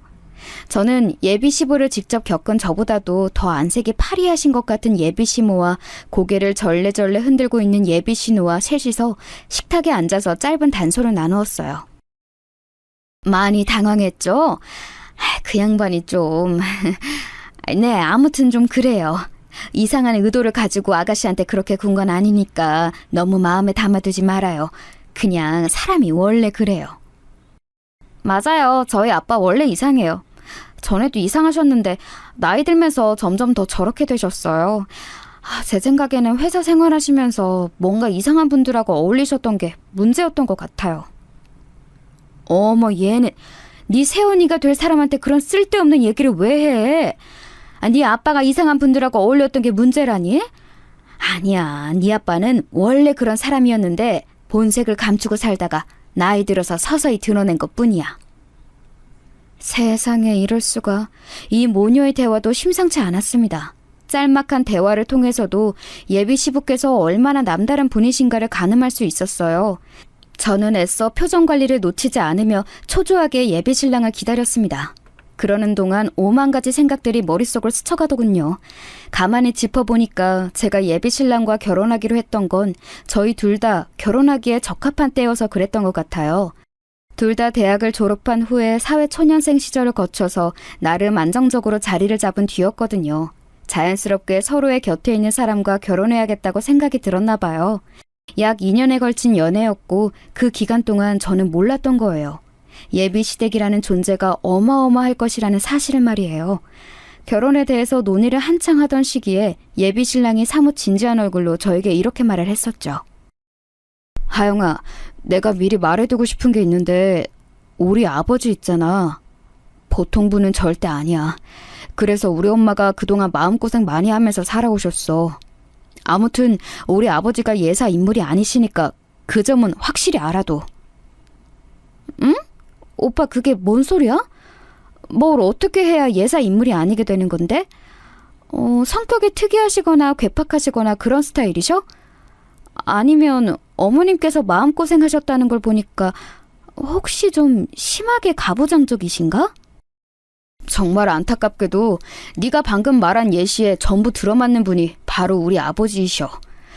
그런데 타고난 성격이 그러실 뿐이지 결코 악의가 있으시다거나 나쁘신 분은 아니니까 너무 안 좋게 보지 말고 오해하지는 않았으면 좋겠다.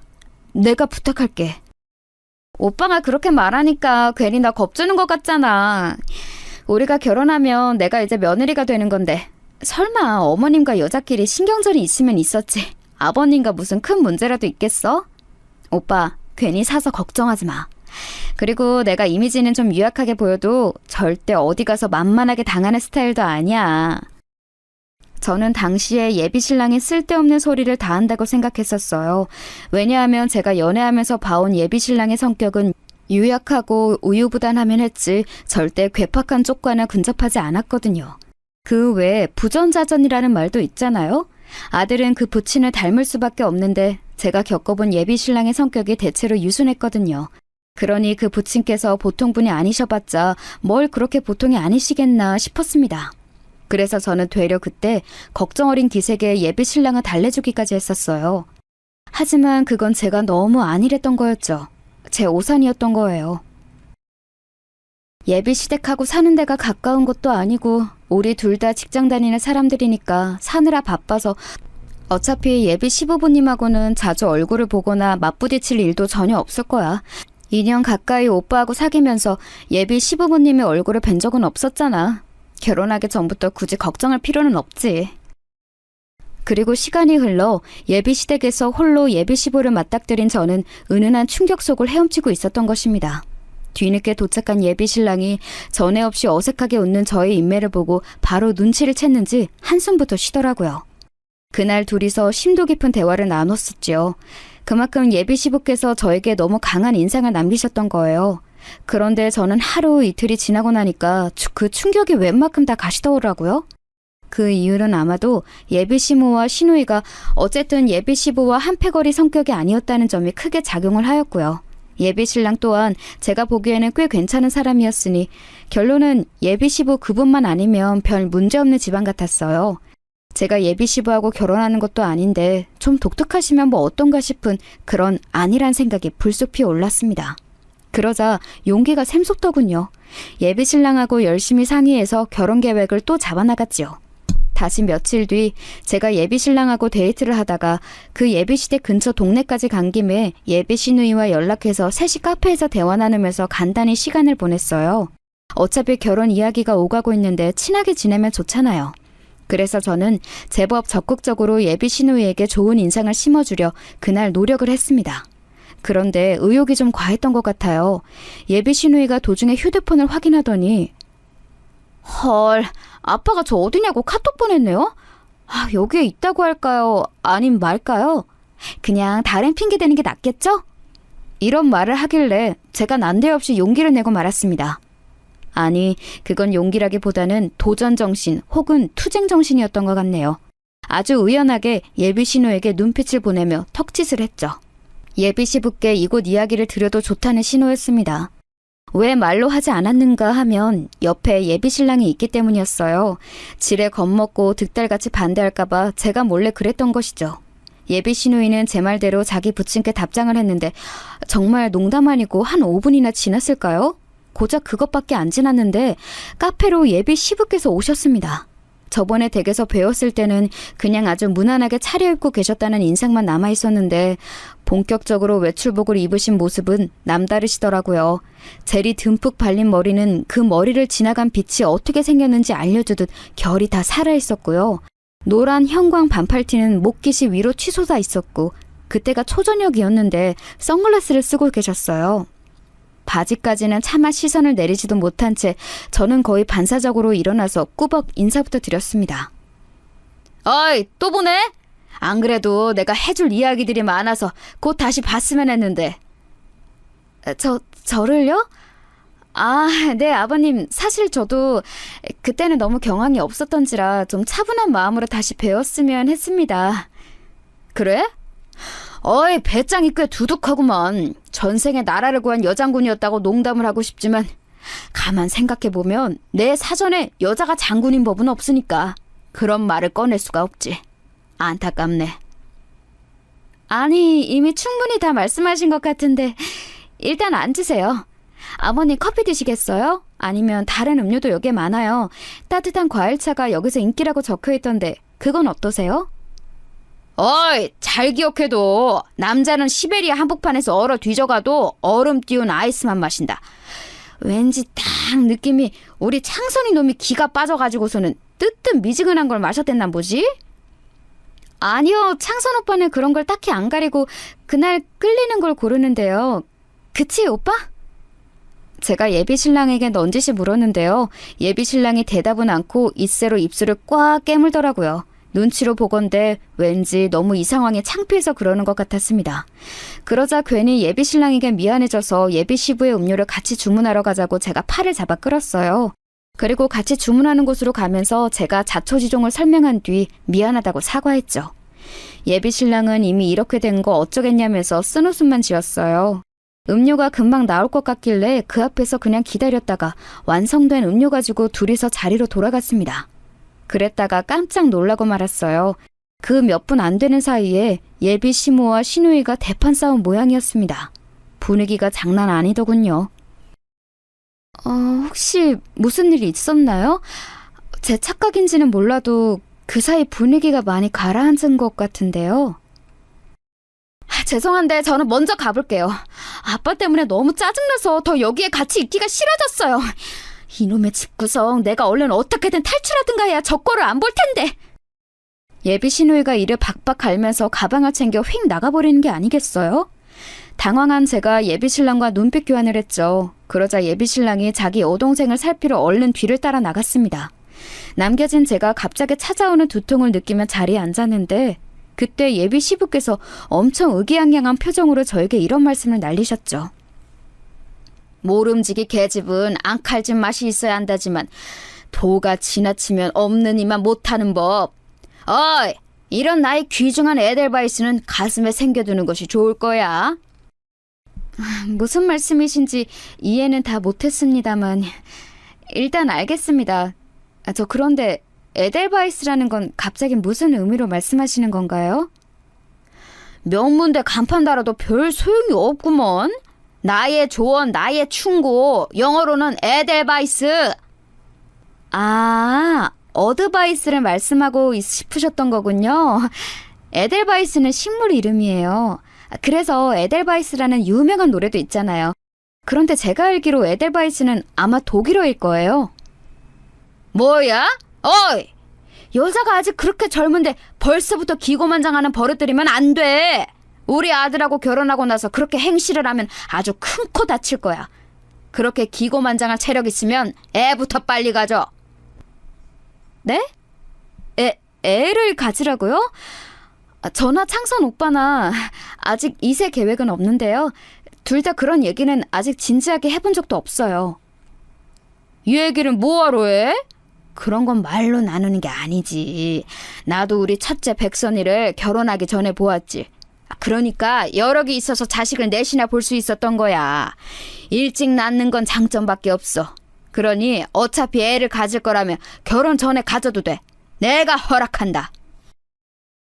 제가 원래 평소에 두통이 잘 없는 사람이었는데 그때 그 자리에서는 진짜 머리가 지끈거려서 혼났어요. 갑자기 웬 혼전 임신 얘기인가요? 허락하신다는 것도 어이가 없었습니다. 카페로 혼자 돌아온 예비 신랑이 미묘한 흐름을 감지하고서는 곧장 자리를 파해줘서 망정이었어요. 그날 저는 예비 시부께서 고차원으로 유별나시며 무리하신다는 건 외에 또 한 가지를 알았는데요. 바로 예비 신랑도 어쨌든 그분의 아들이라는 것이었어요. 아무리 그래봤자 자식이 부모에게 덤빌 수는 없는 노릇인가 보더라고요. 싫은 소리, 너무 직설적인 소리, 이런 걸 자기 부친께 못하고 되도록 둥글게 화를 삭히며 상황을 무마하는 예비 신랑의 모습에 왠지 씁쓸해졌습니다. 하긴 다른 가족들이 전부 너무 유별난 가장의 모습에 반기를 들어왔다면 지금까지 저렇게 유지는 못 해오셨겠지. 이것이 바로 팔은 안으로 굽는다는 표현의 나쁜 예시인가? 점점 모르겠다. 이 결혼을 이대로 진행해도 되는 걸까? 부모님은 아직 이런 사실을 모르시는데 굳이 지금 내가 긁어부스럼을 만들 필요는 없겠지? 제가 결혼 의사를 밝힌 이후로 쭉 고무된 상태로 지내고 계신 친정 부모님의 모습이 떠올랐죠. 독특한 예비 시부에 대한 이야기를 하고 있었던 와중입니다만 다른 독특한 이야기를 잠시 해보자면 저는 조금 독특한 관계의 부모님 아래에서 나고 자란 외동딸이에요. 어떻게 독특한가 하면 저희 친정 부모님께서는 별거도 해보셨고 이혼도 해보셨는데 결국 돌고 돌아서 다시 부부로 살고 계신 분들이에요. 독특하다고 칭할만 하죠. 맨 처음에 두 분이 갈등을 시작하시게 된 계기가 바로 친정아빠의 바람이었습니다. 그것도 친정엄마의 고향 친구분이 상대였어요. 알고 보니까 그 친구분께서는 옛날부터 속으로 저희 친정엄마를 싫어하고 계셨고 나쁜 심리로 저희 친정아빠께 일부러 접근해서 꼬드기며 여러 상황을 만드신 거였죠. 그래서 친정아빠께서는 좀 억울해하셨습니다. 여보, 제발 무작정 오해하지 말고 내 얘기 좀 들어줘. 당신 친구라는 그 여자가 작정하고서 이렇게 상황을 만든 거야.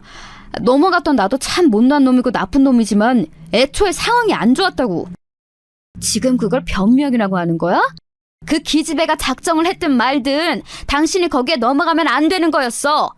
당신은 내 체면에 흠집을 냈고 자존심을 완전히 무너뜨린 거야. 그 기집애가 나를 얼마나 속으로 비웃었을까. 남편 하나 간수 못한다고. 나를 얼마나 우습게 봤을지 그거 생각하면 불에서 미치겠어. 마음 같아서는 그 기집애고 당신이고 그냥 싹 다 밧줄로 묶어다가 동해 앞바다에 던져버리고 싶은 심정이야. 알아? 무슨 말을 그렇게까지 해? 내가 잘못을 하기는 했지만 그게 어디 죽을 죄까지 돼? 그리고 당신도 여기서 아예 잘못이 없다고 할 수 있어? 그게 무슨 얘기야? 설마 내 잘못이라도 있다는 건 아니겠지? 당신이 일말의 양심이라도 있다면 감히 그런 얘기는 못할 거라고 믿을게.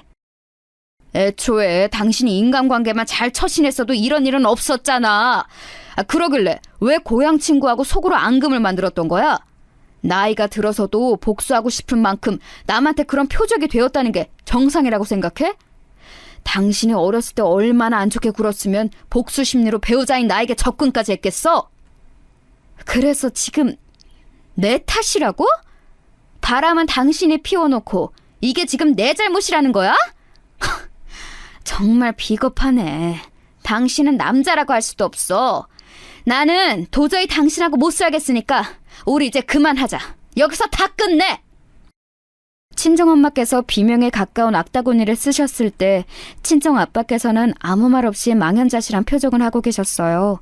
너무 조용한 게 이상하셨는지 친정엄마께서는 그제야 상대방의 시선을 따라가 당신의 뒤편에 내내 서 있던 저를 발견하셨습니다. 놀라셨는지 바로 입을 틀어막고 몸을 떠셨지요. 어린 딸이 부부싸움의 현장을 다 보고 있었을 뿐더러 바람났던 일을 다 알게 되었다는 것에 두 분을 몹시 당황하셨고 자책하셨습니다. 왜 부주의하게 안방도 아니고 거실에서 그 늦은 밤에 언쟁을 벌이셨던 것인지, 그래서 왜 어린 저에게 그 광경을 쉽게 들키신 것인지 그런 걸 저는 원망하지 않았어요. 다만 어린 나이에도 이혼이라는 게 뭔지 막연하게 알고 있었기 때문에 두 분이 헤어지지 않기만을 바랐을 뿐이었죠. 저는 제가 착한 아이가 되면 두 분이 저를 봐서라도 계속 함께 계실 거라고 믿었습니다. 어린 나이였기 때문에 가능했던 발상 같아요. 친구들과 사이좋게 지내고 숙제를 꼬박꼬박하고 준비물을 잘 챙기고 저는 그걸 순전히 친정 부모님을 위해서 의식적으로 해냈습니다. 그만큼 친정 부모님께서 헤어지시는 게 무서웠던 것 같아요. 어린아이에게 부모는 세상의 전부나 다름없잖아요. 그런데 저의 노력과 바람에도 불구하고 친정 부모님께서는 결국 별거를 택하셨습니다. 아직 애가 너무 어리니까 당신이 나는 이미 치가 떨리게 싫고 모든 신뢰를 다 잃어버렸지만 애 생각해서 이혼만은 미루는 거야. 어찌 되었든 당신이 애 아빠이긴 하니까. 그래, 맞아. 내가 애 아빠야. 만약에 당신하고 이혼해서 남남이 되더라도 내가 애 아빠라는 사실은 변함이 없겠지. 지금 그 말의 저희가 뭐야? 이혼하고 싶은 쪽은 내가 아니라 당신이라고 그렇게 말하고 싶어서 시위하는 거야? 정말 하나부터 열까지 마음에 안 드는 사람이야, 당신. 꼴도 보기 싫으니까 짐 다 챙겼으면 얼른 나가버려. 친정엄마께서 화가 나서 주먹까지 불끈 쥐시는 상황이었기 때문에 저는 친정아빠께서 짐을 싸서 집을 나가시는 걸 붙잡고 싶은 충동을 참을 수밖에 없었습니다. 제 인생에서 첫 좌절은 바로 그때였네요. 부모님의 불화를 봉합하지 못한 것, 그것은 저로 하여금 제 자신이 부모님께 큰 의미가 있는 딸이 아니라고 말하는 것 같아서 가슴이 아팠죠. 어린 아이들은 거의 다 그렇잖아요. 부모님이 양쪽 다 온전히 계시지 않는 경우라면 그걸 밝히는 걸 무척 부끄러워하죠. 없는 엄마나 아빠를 지어내기도 하고요.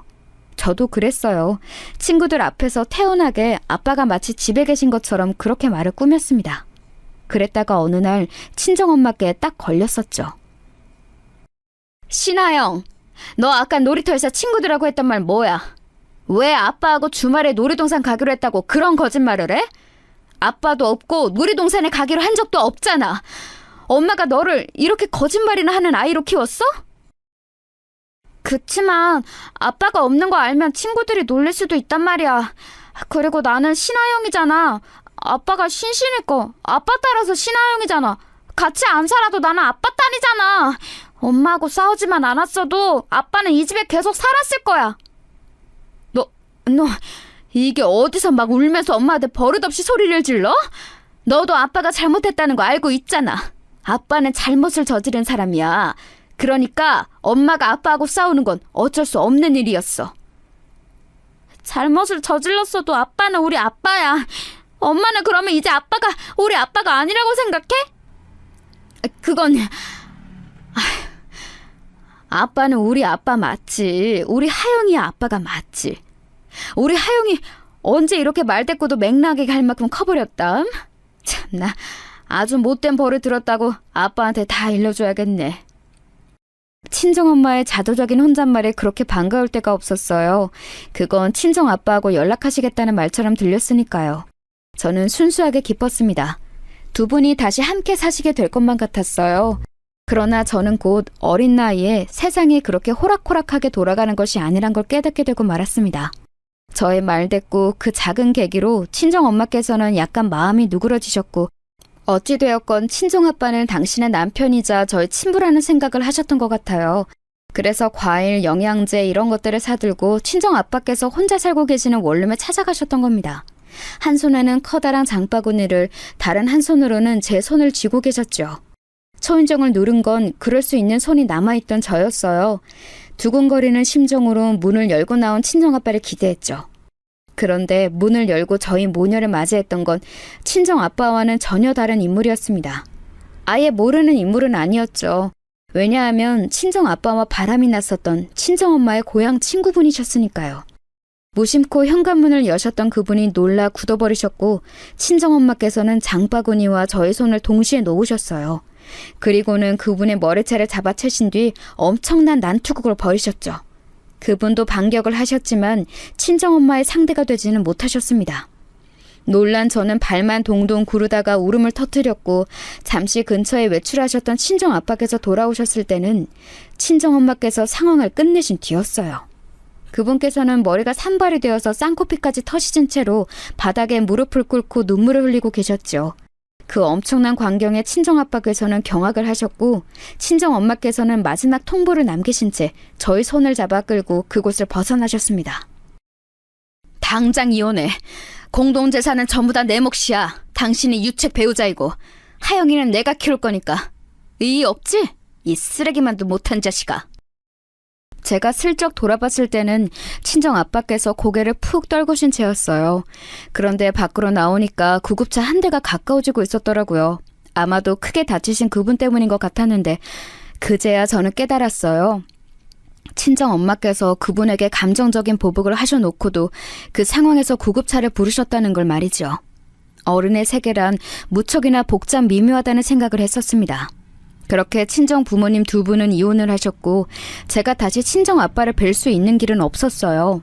친정 엄마께서 절대 허락해주지 않으셨기 때문이었죠. 여기서 저희 가족은 영원히 끝일 수도 있었어요. 하지만 두 분의 이혼, 그 이후로 정확히 1년 외할아버지께서 뇌졸중으로 쓰러지면서 상황이 바뀌었어요. 이때가 불과 큰이모께서 교통사고를 당해 대수술을 받으신 지 며칠 지나지 않았던 때였습니다. 외가 식구들이 모두 힘들어했고 외할아버지와 무척 사이가 좋았던 친정엄마께서 그 중에서도 가장 힘들어하셨죠. 엎침 대 덮친 격으로 친정엄마께서는 갑상선이 안 좋다는 진단을 받고 약을 복용하게 되셨어요. 우울해하시는 친정엄마를 보며 저는 제가 도움을 드릴 수 있는 것에 한계가 있음을 깨닫고 있었고요. 제가 100점을 받은 시험지를 보여도 어색하게 웃으실 뿐이었고 편지를 써드려도 어깨 마사지를 해드려도 잠깐 좋아하시는 게 다였어요. 그랬던 분을 움직이신 게 바로 친정아빠이셨습니다. 장일 어른 소식 들은 이후로 내내 당신 걱정을 했어. 힘들어하고 있을 것 같았는데 역시 내 예상대로네. 기운 차리라고 억지로 그러지 않을 테니 밥이나 제때 잘 챙겨 먹어. 불쑥 찾아와서 웬 참견이야? 누가 당신 보고 와달라고 그랬어? 뻔뻔한 것도 정도가 있지. 그 면상을 잘도 나에게 들이밀어? 그래, 욕하고 화내고 실컷 어디 마음대로 해봐. 그런데 내가 사온 밥은 먹고 해. 이거 비싼 거니까 행여나 버릴 생각은 하지 마. 음식 가지고 그러면 천벌받아. 얼씨구, 천벌받을 짓 한 사람이 누군데 나한테 그런 말을 하셔? 친정엄마께서 그러시는 동안 저는 이미 수저를 들고 있었어요. 왜냐하면 친정아빠께서 제 것도 같이 사오셨거든요. 제가 허겁지겁 음식을 먹기 시작하자 친정엄마께서도 못 이긴 척 젓가락을 집어드셨죠. 저는 사실 그때 배가 안 고팠는데 두 분을 위해서 먹었던 거였어요. 저는 두 분의 유일한 자식이었지만 그럼에도 두 분의 유일한 영역이 되지 못한다는 걸 알고 있었고 어른들끼리 서로가 해결해 줄 수 있는 게 존재한다고 생각했거든요. 조용히 밥을 먹는 모녀를 쳐다보던 친정아빠께서 나지막이 이야기를 시작하셨어요. 그건 정말로 본인이 천벌받는 짓을 했다고 보는가 이런 이야기였는데요. 듣다가 제가 깜짝 놀라고 말았습니다. 왜냐하면 그건 그날의 전말이자 진실이었기 때문이에요. 친정아빠께서 계시던 그 집에 그분이 그날 오셨던 건 각서를 쓰기 위함이었다고 합니다. 그분께 다시는 우리 부부에게 어떤 식으로든 접근하지 않겠다는 각서를 친정아빠께서는 받으려 하셨고 그분께서는 다른 남자 문제로 친정아빠께 도움을 받고자 하셨다네요. 그래서 잠깐 오신 것이었고 집에 물이 없어서 친정아빠께서 잠시 편의점에 가신 그 찰나 기가 막힌 타이밍에 저희 모녀가 당도했던 거였죠. 마치 운명의 장난처럼요. 그때 일의 증거로 친정아빠께서는 해당 내용의 각서도 가지고 계셨고 심지어는 음성 녹음 파일도 가지고 계셨는데 그 시간대가 저희 모녀가 그곳에 도착하기 이전이었어요. 그러니까 일부러 변명을 만드시려고 나중에 꾸며내신 것이 아니란 거였죠. 그때는 해명해도 소용이 없겠구나 싶었어. 심적으로 많이 지쳐있기도 했었지. 그리고 당신이 그 여자를 너무 많이 때려놨던 탓에 이혼이라는 파국이라도 보여주지 않으면 그 여자가 무조건 당신을 고소하고 가만 안 둘 기세였거든. 지금 와서 이런다고 내가 당신을 받아주기나 할 것 같아? 꿈 깨!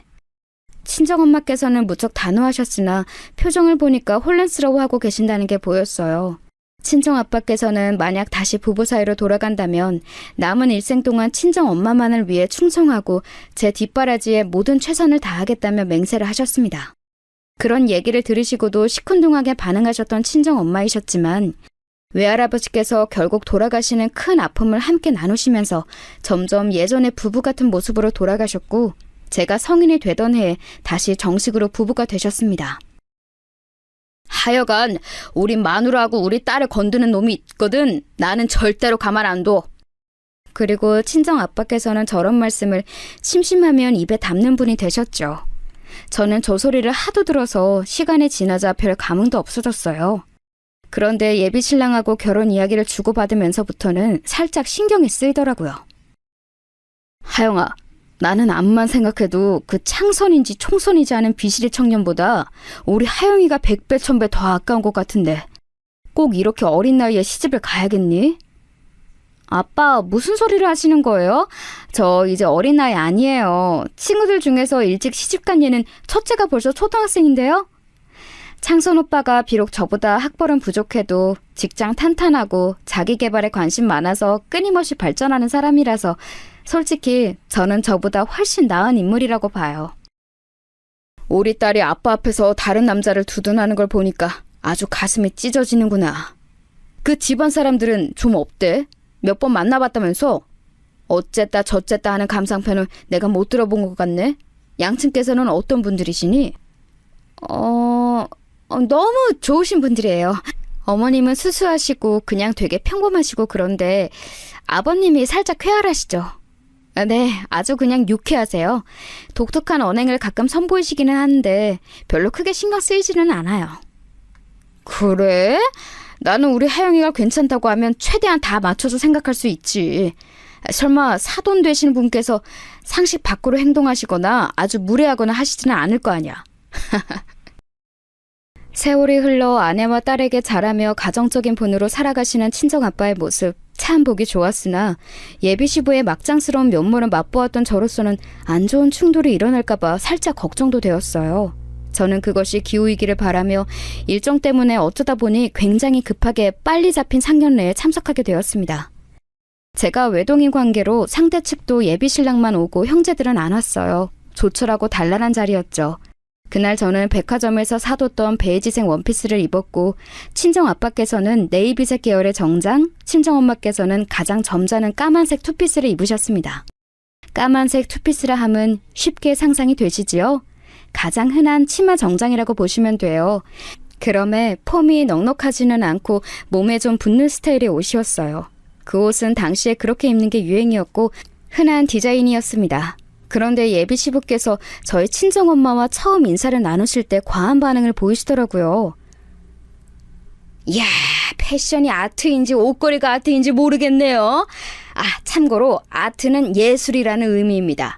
영어라면 무조건 지적을 해대는 우리 총명한 예비 며느리 때문에 제가 설명을 덧붙이네요. 그 말씀을 곱씹어 봤다가 제가 얼굴이 좀 화끈거렸네요. 친정 부모님께서 의문 가득한 얼굴로 동시에 저를 힐끗하셨거든요. 반면에 예비 시모와 예비 신랑은 그저 초연한 기색이었습니다.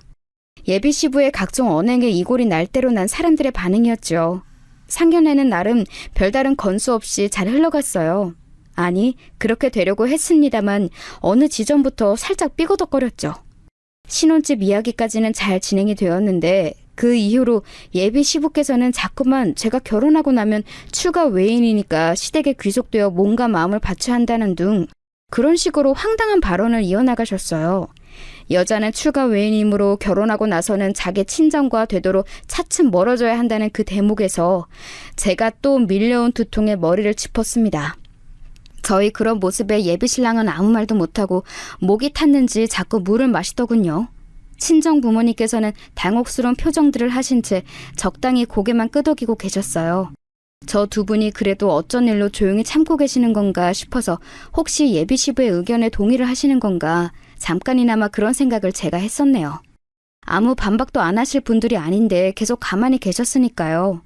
어쩌면 이 자리만큼은 그저 무사히 모면하고자 하시는 두 분의 속마음인가 보다 그렇게 제가 어느덧 생각을 하고 있을 때였습니다. 친정엄마께서 잠시 어깨를 똑바로 펴시면서 뻐근하신지 목 스트레칭을 한번 하셨는데요. 식사하시다 말고 그 모습을 빤히 보시던 예비 시부께서 이런 말씀을 대뜸 하셨어요. 사부인?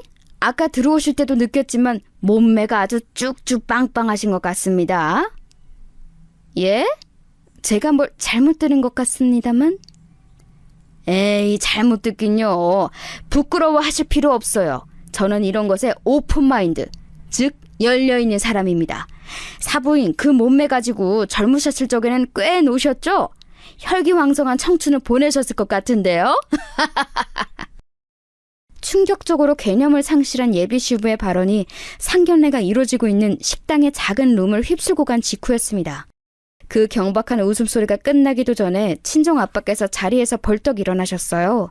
그 바람에 테이블이 조금 흔들렸는데 아랑곳하지 않으시고 오히려 친정 아빠께서는 테이블을 아예 뒤집어 엎어버리셨습니다. 그 돌발 행동에 제가 깜짝 놀랐고 모두가 경악했어요. 엄청난 소리와 함께 엎어진 테이블을 내려다보며 친정 아빠께서 외치셨습니다. 결혼 같은 소리 하고 있네. 그냥 싹 다 엎어! 이딴 무식한 집안에 우리 딸 하영이 절대 시집 못 보내. 출가 외에는 무슨... 당신 내 손에 오늘 그 가출한 정신머리가 끝장날 줄 알아. 감히 내 마누라에게 그딴 망발을 짓거려? 아니 이보쇼. 이게 무슨 경우 없는 행동이람? 어라? 사람 멱살은 왜 잡아? 이거 안 놔? 야 청산아, 너 뭐하냐? 얼른 나 안 도와주고. 여보, 당장 경찰 불러. 빨리 신고해. 친정아빠께서는 믿을 수 없게도 예비 시부의 멱살을 잡아쥐고서는 그대로 끌고 나가셨어요. 그 모습이 마치 복날에 끌려가는 개처럼 보였네요. 예비 시모께서는 놀란 가슴에 떨리는 손으로 휴대폰을 찾아서 신고를 하려고 드셨지만 그걸 막은 손길이 있었으니 바로 친정엄마이셨습니다. 저희 남편 비록 저렇게 나가기는 했어도 사람 해하고 그럴 위안은 못 돼요. 그러니 신고는 그만두세요. 아니 그래도 그 양반이 답지 않게 안색이 파리해져서 끌려나가는데 어떻게 아무것도 안 해요. 예, 창선아, 너 얼른 네 아버지한테 안 가보고 뭐해? 제가 이 상황에서라도 이 말씀을 꼭 드려야겠습니다. 사돈 어른, 지금 바깥분께서 보이신 언행이 과연 적절하다고 생각하시나요? 오랜 세월 같이 사셔서 기행에도 둔감해지신 건가요? 아닌 건 아니라고 분명히 말을 해야죠. 저는요, 지금 저희 딸의 엄마로서 드리는 말씀이 아니라 사돈 어른께 여자 대 여자로서 측은지심이 들어서 이러는 겁니다. 측은지심이라고요? 저한테요? 제가 그 양반이 막무가내인 거, 눈살 찌푸려지게 하는 짓만 골라서 하는 걸, 그걸 감내하면서 살기는 했습니다만 어느 정도 조절이 가능하다고 여겨왔어요. 그 조절 안 되는 거 아시잖아요. 저는 여기 딱 들어왔을 때 두 내외분의 표정이며 분위기를 보고 딱 알았어요. 사돈 어른께서 관성적으로 참고 살아오셨다는 것을요. 같은 기혼 여자니까, 자식 있는 엄마니까 저는 그걸 바로 알 수 있었습니다. 사돈 어른, 이 결혼은 없던 일로 하겠다는 말씀보다도 계속 이렇게 사시지는 말았으면 좋겠다는 말씀을 더 먼저 드리고 싶은 제 심정, 부디 잘 알아주셨으면 좋겠네요. 친정엄마께서는 제 손을 잡아 끄셨고 저는 군말 없이 따랐어요. 지금은 스스로의 무력감에 망연자실한 예비신랑을 살피는 것보다 친정엄마의 뜻을 따르는 게 우선이라고 여겼거든요. 주차장에 가서 잠시 기다리니까 친정아빠께서 오셨습니다. 그 인간 으슥한 비상구로 끌고 가자마자 나한테 무릎부터 꿇고 용서를 빌더라. 그냥 허세와 객기를 부려본 것일 뿐 그 이상 그 이하도 아니었다면서 두려움에 질려서 필사적으로 비는 걸 보고 상대할 가치도 못 느꼈어. 하영아, 이 결혼은 아니야. 알았지? 저 창선 오빠만큼 저에게 맞는 신랑감도 없을 거라고 생각했었어요. 하지만 두 분의 뜻을 거스를 정도는 아니에요. 왜냐하면 두 분은 결혼의 달인이시잖아요. 제가 무조건적으로 따라야죠. 저는 씁쓸하게 웃고는 친정 부모님과 함께 다른 곳으로 이동해서 식사를 했습니다. 휴대폰은 꺼둔 채로요. 식사하면서 이런저런 대화를 많이 나누었어요. 예비 시부께서 선보이셨던 저급함, 제가 경험한 그것들을 솔직하게 털어놓았더니 두 분 다 기함을 하셨습니다. 저에게 그 집안에 시집 보낼 수 없다며 재차 그 점을 강조하셨죠. 생각을 정리하고 싶었던 저는 다음 날이 되어서야 휴대폰을 켰어요. 예비 신랑이 연락을 많이 했었더라고요. 미안하다며 기회를 달라는 카톡도 많이 와 있었죠. 저는 예비 신랑과 둘이 만나서 정리를 하는 시간을 갖기로 했습니다. 오빠가 아버님께 아무런 저항이나 반발을 못하는 것 같아서 사실 그간 그런 점 때문에 속으로 많이 생각했었어. 그런데 상황이 이렇게 되니까 역시나 오빠하고 결혼하는 건 너무 나에게 위험 부담이 클 것 같아. 오빠가 나랑 결혼하자고 아버님을 버릴 순 없는 노릇이잖아? 우리는 여기까지인가 봐. 정말 뭐라고 말할 수 없을 정도로 미안하고 민망하다. 그런데 하영아, 그럼 정말 만약에 내가 우리 아버지를 버리면 너하고 결혼할 수 있을까? 결혼 이야기를 꺼내면 꺼낼수록 나는 너에 대한 내 마음을 점점 더 확신하게 되었어. 나 때문에 그럼 가족을 저버리겠다는 거야? 오빠, 그건 믿어지지도 않을 뿐더러 내가 너무 부담스러운데? 사실 어머님께서 그날 해주신 말씀을 듣고 우리 엄마도 생각을 많이 하셨나 봐. 아버지하고 거의 전쟁 난 것처럼 싸우고 계시는데 여태까지는 이런 적이 없었거든. 엄마도 우리 형제들도 모두 아버지에게 순응하고 적당히 무시하는 게 무조건 해결법이라고 여겨왔으니까. 그런데 지금은 달라. 아무래도 두 분이 갈라설 수도 있을 것 같아. 그 말 듣고 제가 소스라치게 놀랐습니다.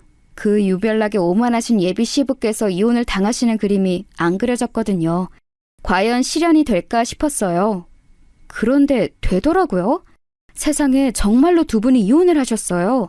그 엄청난 실행의 비밀에는 바로 예비 신랑을 포함한 자식들이 전부 모친의 편을 들면서 부친을 저버린 게 있었습니다. 마누라와 자식들에게 팽 당하신 그분께서는 자존심 때문에 이혼 도장을 확 찍어버리셨죠. 그 후 몇 달이 지나자 후회가 되셨는지 눈물로 재결합을 호소했지만 거절당하셨고 성질이 뻗치셨는지 음주운전을 하다가 사고를 크게 내셔서 재판까지 받으셨어요. 저는 예비 신랑과 헤어졌었죠. 그랬다가 무려 1년이 지난 끝에 서로를 아직 잊지 못했음을 인정하고 다시 만났습니다. 그리고 이번에야말로 제대로 된 결혼에 꼴이 날 수 있었죠. 시어머니께서는 제 친정 부모님을 당신의 인생 조언사들로 삼으셔서는 무척 잘 지내신답니다.